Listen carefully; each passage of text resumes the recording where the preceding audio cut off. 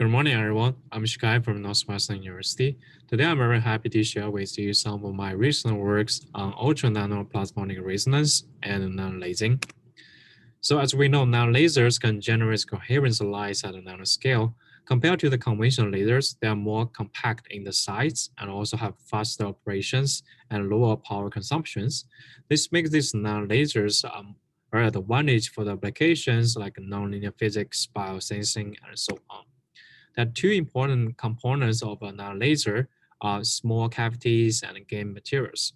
So the nanolaser also required us to have a control over the localized electromagnetic field in the frequency, time, space simultaneously.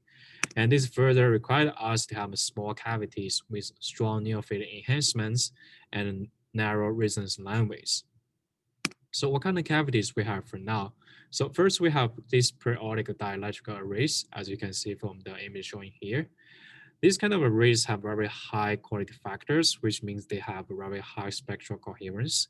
But because of the intrinsic limitation of these materials and this set of these structures, also we can only shrink the size to micron scales. And it's really hard to get a nano scales based on these kind of designs. So people start to come with designs based on the plasmonic effect of metal nanostructures. As you can see, one example from here is plasma privatones from thin metal films and also localized surface plasma from single nanoparticles. Even though we can get a very high, strong near-field enhancement from these plasmonic metal nanostructures, but because of these simple nanostructures very lossy, so their spectral coherence is not good. So in recent years, people start to arrange these metal nanoparticles in the array structures and make this nanoparticle lattice to support surface lattice resonance. And this surface lattice resonance can have a strong near-field enhancement around the nanoparticles and also have a very high spectral coherence. Then what's the reason behind this? Let's go back a little bit. Let's first look at these single nanoparticles. So if we have a high density of free electrons in these nanoparticles, like gold or silver nanoparticles, these electrons actually can oscillate and trap the light, certain wavelengths of light.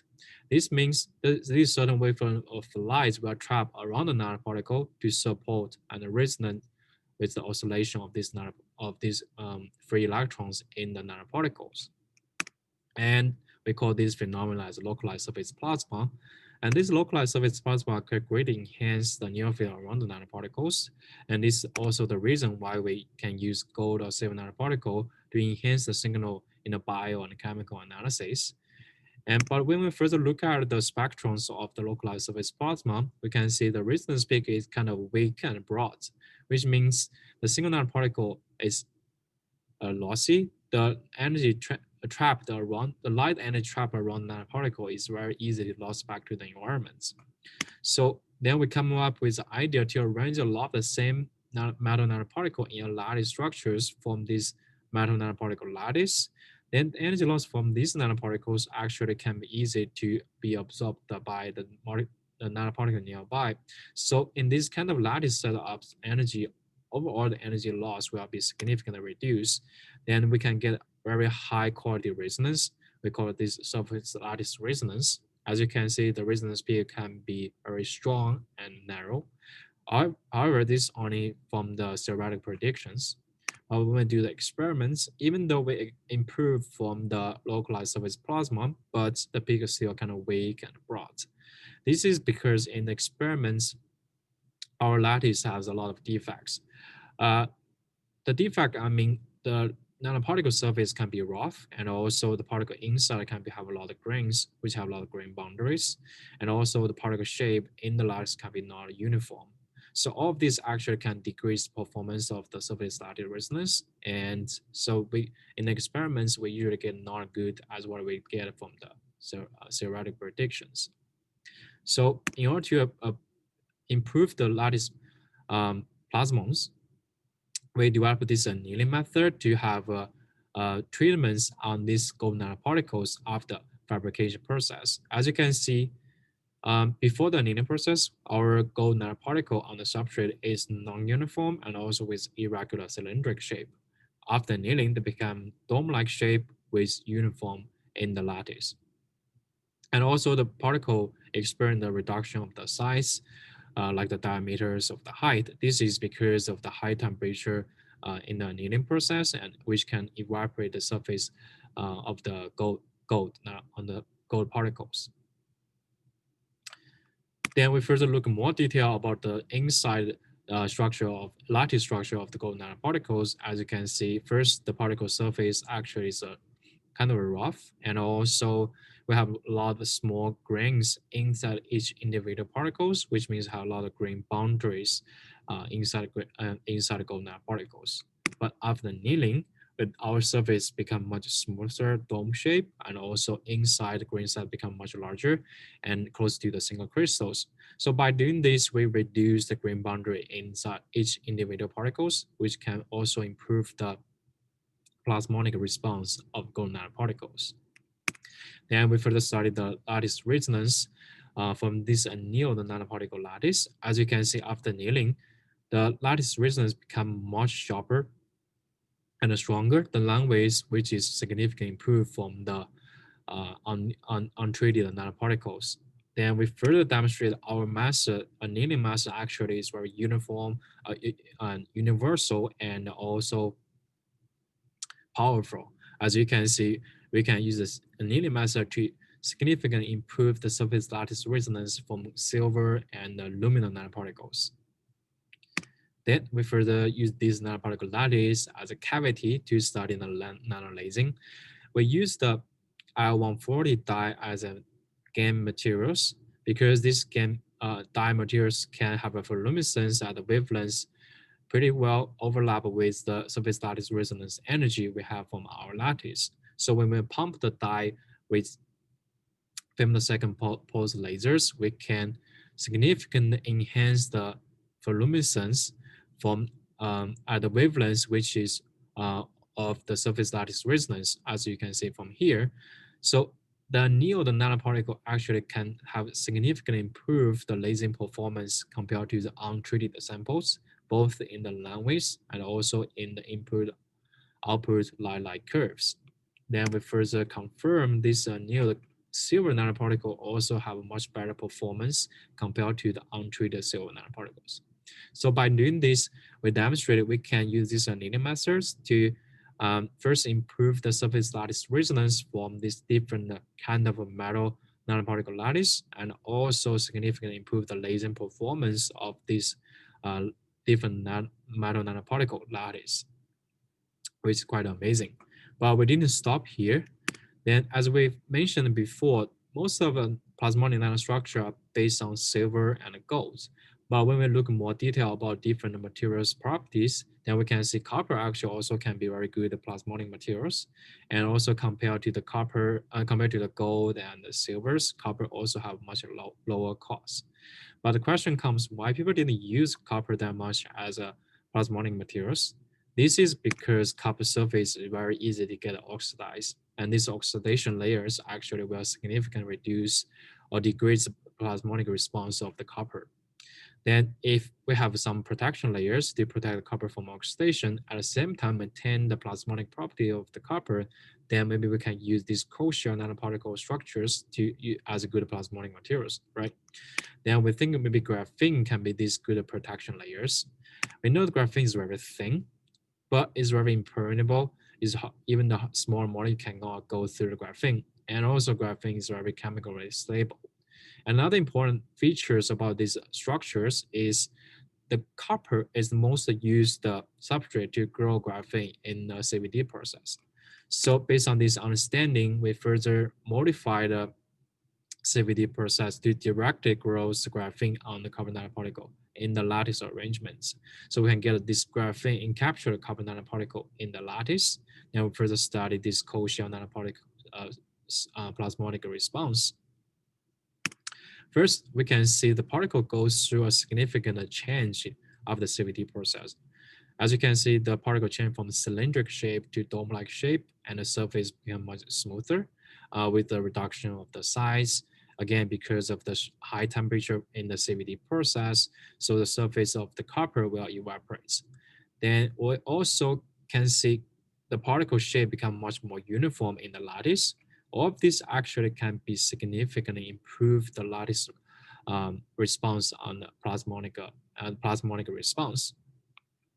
And we further confirmed we have the graphene covered on the copper surface, and also of the CVD we can see the crystal structure of the copper is much improved from the polycrystal to single crystal, which reduce the grain boundaries as well as the electron scatterings at the grain boundaries inside the particles. And we further studied the surface chemistry in the XPS. As you can see, before or without the CVD treatments, you can see the copper very easy to get oxidized and get more oxidations after longer time exposure in the air. But after the CVD treatments, because of the graphene protection, we didn't see that much oxidation form on the copper surface after long time exposure at the same condition as these samples. So by doing this, we are confident to confirm that we have a graphene covered on the copper, and also have as a great protection layer to protect copper from oxidations. Then it's time to study the plasmonic properties of these co-shell nanoparticle structures. As you can see, first we did some simulations. The copper with graphene covered have much better plasmonic response compared to the as fabricated samples.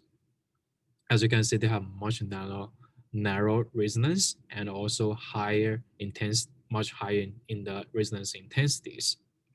Then we do the experiments. Then first we can see that as fabricated sample have a kind of weak and broad lattice resonance, and it's much worse compared to from the simulation for the as fabricated samples. Again, because of the fabrication defects, the rough particle surface, polycrystal in the particle structures, and also non-uniform of the shape in the lattice. And another thing I want to point out is, as long as we keep this sample in the longer time in the air, then we can see the reduce of the intensity of the plasmonic response. Again, this is because of the surface oxidations decrease the plasmonic response of the coppers. Then we can further look at the graphene covered copper nanoparticles. As you can see, we can get very high quality plasmonic response with line width down to 2 nanometers, which is ultra nano resonance. And to the best of my knowledge, this is the narrowest resonance ever been reported for plasmonic structures, even better than the resonance we get from the silver and the gold nanostructures. And another important features is that this high quality resonance didn't decrease, almost no change after long time exposure in the air, again, because of the graphene protections. So by doing this, we first time report we can have ultra nano resonance and also stable resonance from copper nanostructures.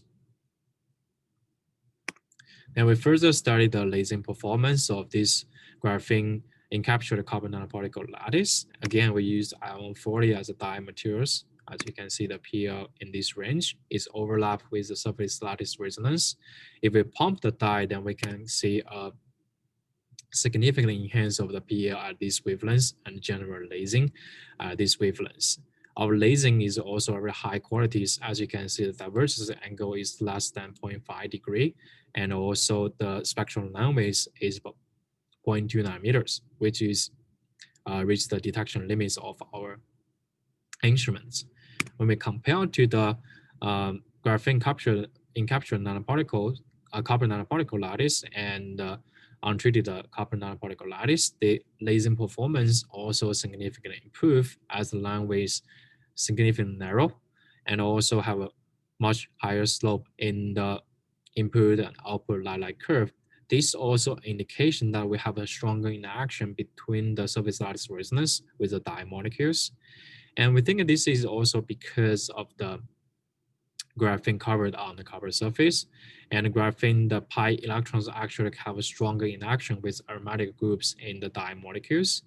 So by doing this, we've not only demonstrate that we can use graphene as greater protection layer to protect copper and support ultra nano resonance, in the carbon nanoparticle lattice. And also we demonstrate by changing the surface of the carbon nanoparticle, the surface chemistry of carbon nanoparticles, we can have a stronger light matter interactions in the lattice setups. So in the end, I want to thanks my advisor, thanks my co-authors for these projects, thanks to my research group. I also want to acknowledge the funding support from this resource, and also thanks the user facilities. In the end, I want to thanks your attentions. Please feel free to ask any questions or give any comments. Thank you so much.